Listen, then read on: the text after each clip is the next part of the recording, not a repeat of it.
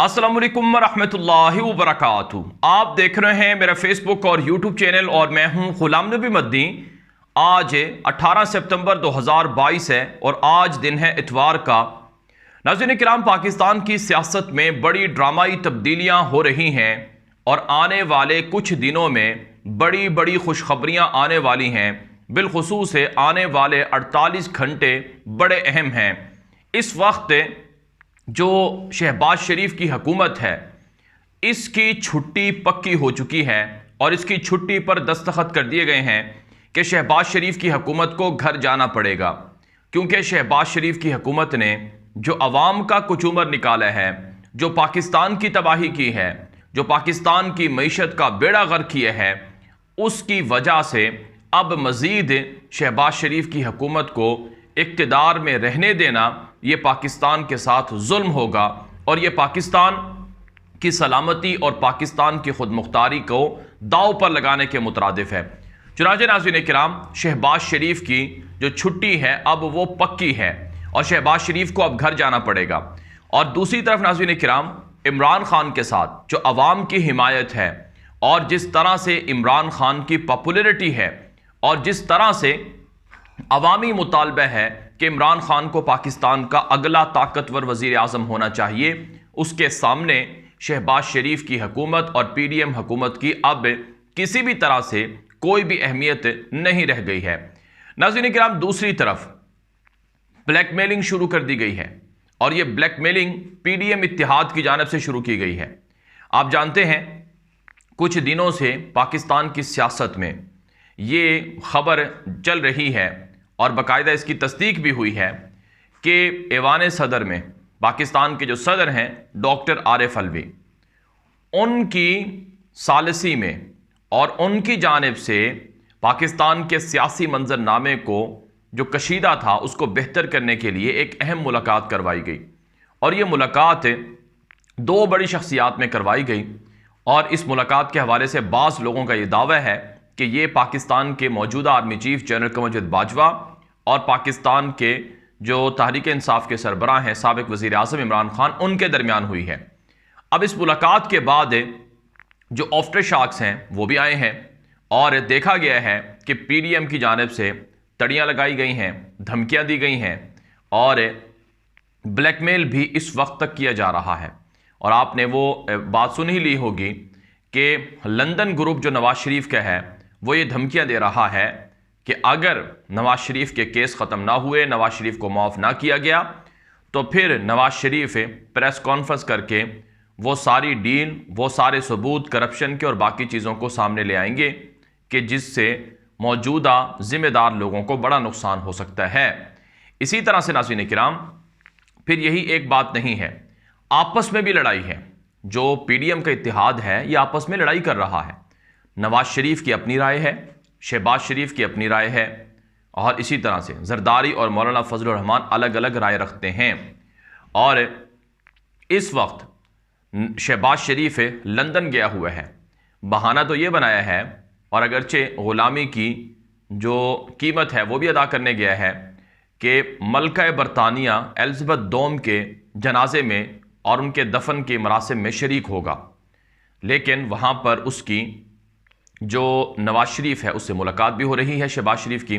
और खुर्रम दस्तगीर ने बोला है, जो कि TV पर भी आया है, जियो न्यूज़ वगैरह पर भी रिपोर्ट हुआ है, कि नवाज शरीफ से मशवरा करने गया है शहबाज शरीफ नए आर्मी चीफ की तयनाती के हवाले से। और इसी तरह से जो ख्वाजा आसिफ हैं वज़ीर दिफा, वो भी कह चुके हैं कि नवंबर में शहबाज शरीफ नया आर्मी चीफ लगाएंगे और मेरिट की बुनियाद पर कानून के मुताबिक लगाएंगे। अब इन बातों से ये बात तो वाज़े हो गई है कि एक्सटेंशन ख़त्म हो गई है। एक्सटेंशन की जो बातें थी, ख़बरें थीं, अब वो नहीं हैं। अब नया आर्मी चीफ ही आएगा। लेकिन ये बड़े अफसोस की बात है कि एक सर्टिफाइड मुजरिम जो कि अदालतों से सज़ा याफ्ता हो और फिर वो भगोड़ा भी हो और इश्तिहारी भी हो, वो पाकिस्तान जो कि दुनिया का एक बड़ा मुल्क है और जो पाकिस्तान की बेहतरीन और मायानाज फ़ौज है, उसके सरबराह का चुनाव करे, ये बड़े अफसोस की बात है। लेकिन बहरहाल नाज़रीन किराम, इनको नौबत नहीं आएगी कि ये नया आर्मी चीफ लगाएं। इनकी तब तक हुकूमत ही नहीं होगी, ये नया आर्मी चीफ कैसे लगाएंगे? ये महज भाग दौड़ कर रहे हैं। नवंबर तक इनकी हुकूमत रहने वाली नहीं है।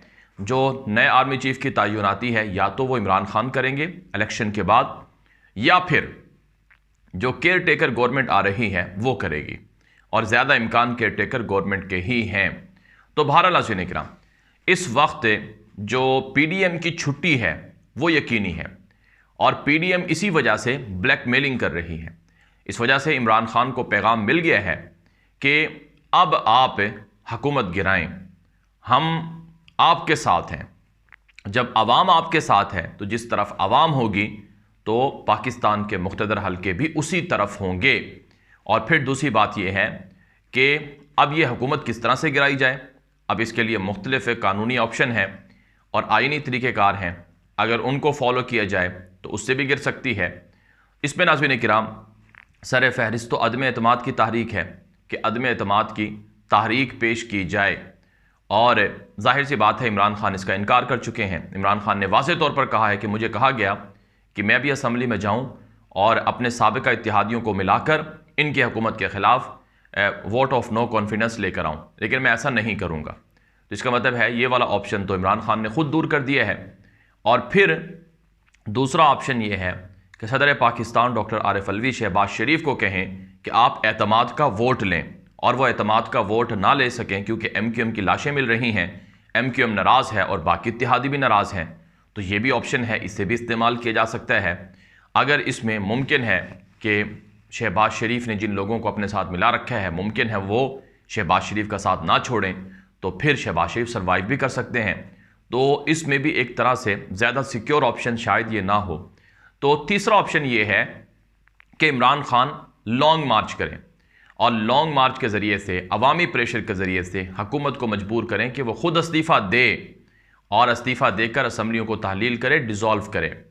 अब नाज़रीन किराम, इस ऑप्शन पर गौर व फिक्र हो रहा है, और इमरान खान आज कल में ये कॉल देने वाले हैं। और अगर इमरान खान ने कॉल दे दी तो फिर इस हुकूमत का जाना हर सूरत में, बहर सूरत लाजमी होगा, ज़रूरी होगा। तो यही वो वजह है जिसकी वजह से पीडीएम इत्तेहाद बागी है, और पीडीएम इत्तेहाद की जानिब से इमरान खान को ब्लैकमेल भी किया जा रहा है। ना सिर्फ इमरान खान को तो वैसे ही ब्लैकमेल करते रहे हैं, धमकाते रहे हैं, बल्कि ताकतवर लोगों को, जिनकी कंधे पर सवार होकर यह हुकूमत में आए थे, उन्हीं को, यानी कहा जाता है, वो मिसाल है कि हमारी बिल्ली हमें ही मियाऊं, यानी हमारी बिल्ली हमें ही गुराती है, हमें ही मियाऊं दिखा करती है। तो वही वाली बात हो गई है। लेकिन बहरहाल जो स्टैब्लिशमेंट है या पाकिस्तान के जो मुख्तदर हल्के हैं, वो समझते हैं कि इस मुल्क की हिफाजत और दिफा के लिए क्या ज़रूरी है और क्या बेहतर है, और उसी पर वो अमल कर रहे हैं। अब ये इस वजह से चीखो पुकार भी कर रहे हैं और बुरा भला भी कह रहे हैं। मैं आपको इसी हवाले से एक ट्वीट है ख्वाजा साद रफ़ीक ने जो ट्वीट की है वो मैं आपको दिखा देता हूँ, ताकि आपको अंदाज़ा हो जाए कि इस हुकूमत के साथ हो क्या रहा है और अब वो क्या करने जा रहे हैं। इस हवाले से ख्वाजा साद रफ़ीक ने लिखा कि करोड़ों पाकिस्तानी तबाहकुन सैलाब की तबाहकारियों का शिकार हैं, मगर KPK पंजाब, कश्मीर और गिलगित बल्तिस्तान का बेहिस खुदगर्ज इंसानियत से आरी हुक्मरान सैलाब मुतासरीन की मदद करने की बजाय मरकज़ी हुकूमत गिराने की तैयारी कर रहा है। पाकिस्तान तुम्हारी डिक्टेशन पर नहीं चलेगा। ये जो ट्वीट है ख्वाजा साद रफ़ीक की, इसके बैन सतूर में बहुत सारी वो चीज़ें छुपी हैं जो हमने आपको अभी बता दी हैं कि इस हुकूमत का जाना ठहर गया है, और इस वजह से ये हुकूमत अब चीखो पुकार कर रही है। ये वीडियो आम कर दें। मज़ीद इस तरह का तबसरा और ख़बरें देखने के लिए आप हमारा फेसबुक पेज है ग़ुलाम नबी मदनी ऑफिशियल, उसे फॉलो कर लें, और इसी तरह से हमारा यूट्यूब चैनल है ग़ुलाम नबी मदनी, उसे सब्सक्राइब कर लें। अब तक के लिए इतना ही इजाज़त दीजिए। अस्सलामु अलैकुम व रहमतुल्लाहि व बरकातुहू।